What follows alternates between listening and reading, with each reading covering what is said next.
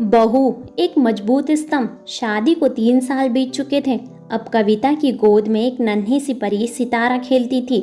जैसे जैसे वो बड़ी हो रही थी, कविता दोबारा से नौकरी करने के ख्वाब सजाने लगी। इसी बीच उसे एक बड़ी कंपनी से ऑफर भी आया, लेकिन बच्चे की जिम्मेदारी के कारण उसने उस ऑफर को ठुकरा दिया और घर की जिम्मेदारियां उठाने लगी। वक्त बीत रहा था। अब सितारा 2 साल की होने को थी।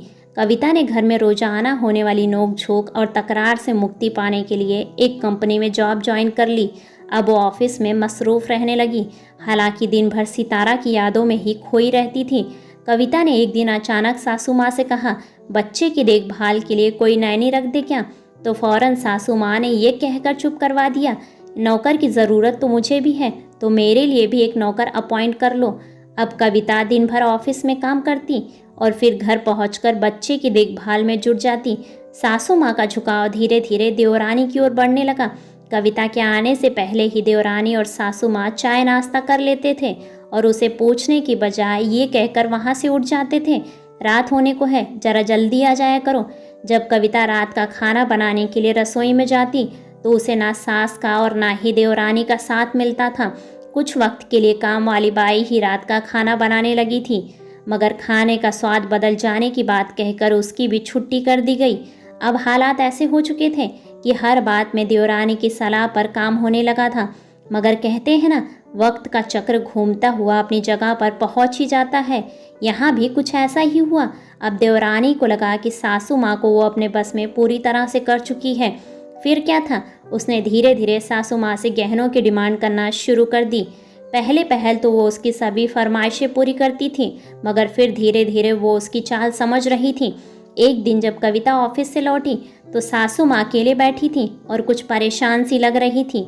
जब पूछा तो बोली, छोटी बहू मुझे मेरी सोने की चैन वापस नहीं लौटा रही है और मुझसे बार बार हीरे के झुमके की मांग कर रही है।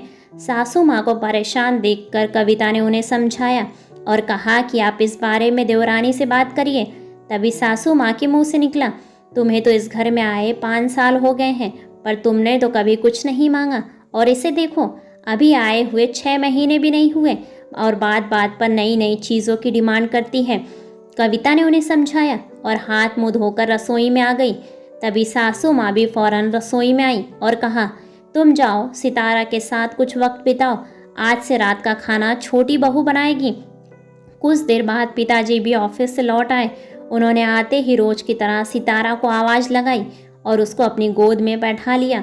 अब भी माँ जी की चिंता ज्यों की त्यों बनी हुई थी। उन्होंने पिताजी को छोटी बहू की डिमांड बताई और कहा कि छोटी बहू से उसकी चैन लाकर वापस दें। अभी ये किस्सा सुलझा भी नहीं था कि छोटी बहू रोते हुए कमरे में आई और कहने लगी, मेरे सोने का नेकलेस टूट गया है, मुझे ठीक करवाना है। पिताजी ने उसे चुप करवाया और रविवार को ज्वेलर के पास चलने के लिए कहा। रविवार की सुबह छोटी बहू जाने के लिए तैयार थी। हालांकि देवर जी एक सीधे साधे और समझदार इंसान थे। उन्होंने कहा कि नेकलेस माँ को दे दो, वो भाभी के साथ जाकर ठीक करवा लाएंगी। मगर छोटी बहू कहाँ किसी की सुनने वाली। वो कड़े शब्दों में बोली, भाभी क्या करेंगी जाके, मैं चलती हूँ माँ जी आपके साथ। शादी के बाद कविता को लिए बगैर घर का कोई भी गहना नहीं खरीदा जाता था। अब कविता ने माँ जी को इशारों में समझाया और छोटी बहू के साथ जाने के लिए कहा, लेकिन पिताजी नहीं माने।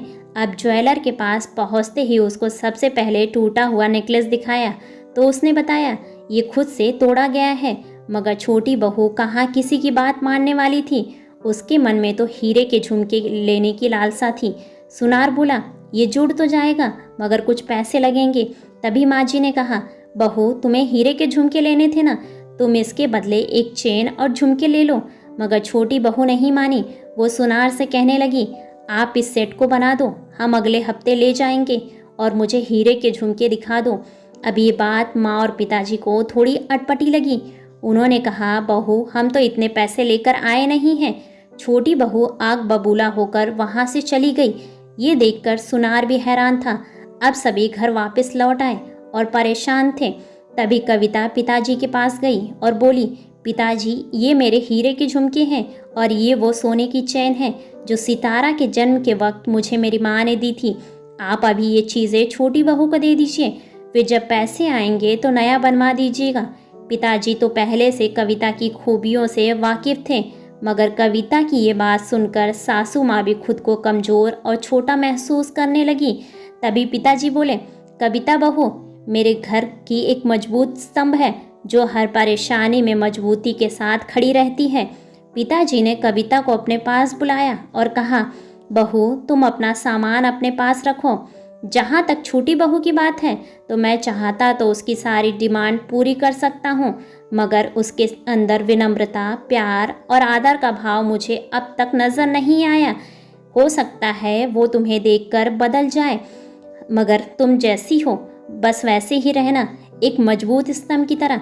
ऐसे ही बेहतरीन कहानियों को सुनने के लिए वीडियो को लाइक और चैनल को सब्सक्राइब करें और अपने विचार कमेंट्स बॉक्स में कमेंट्स करके हमें ज़रूर बताएं। धन्यवाद।